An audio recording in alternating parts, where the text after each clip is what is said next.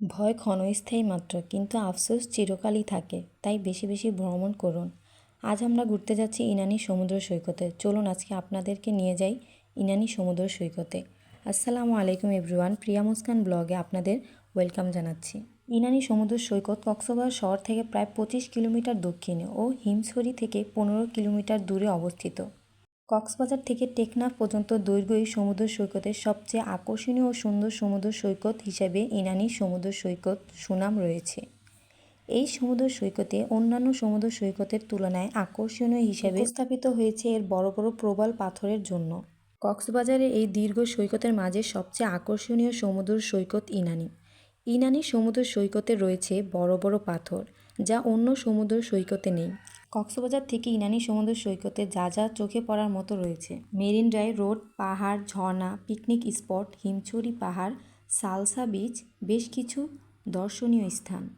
ইনানিতে যাওয়ার পথে অনেক সুন্দর সুন্দর দৃশ্য চোখে পড়ার মতো রয়েছে। আমরা ইনানিতে যাওয়ার জন্য একটা গাড়ি ভাড়া করে নিয়েছিলাম।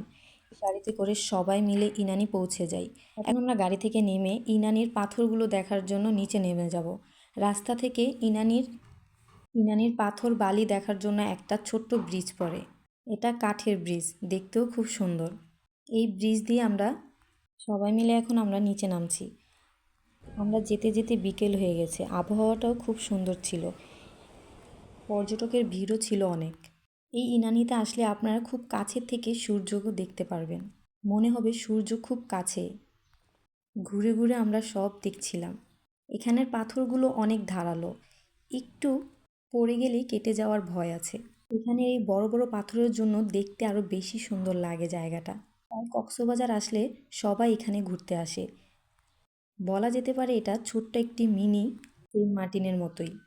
আমরা যেতে যেতে প্রায় সন্ধ্যা হয়ে গিয়েছিল, তাই বেশিক্ষণ ঘুরতে পারিনি। আমরা আধা ঘন্টার মতো ঘোরাঘুরি করে আবার রওনা হয়েছি। গাড়ির মধ্যে খুব মজা হয়েছে। চলো না ঘুরে আসি অজানাতে, যেখানে নদী এসে থেমে গেছে।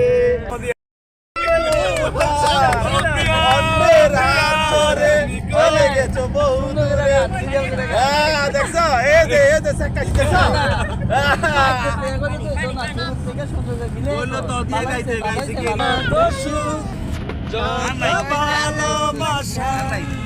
ছবিতে তুমি দিব একটাই আশা, ভুলে যেও না আমাকে,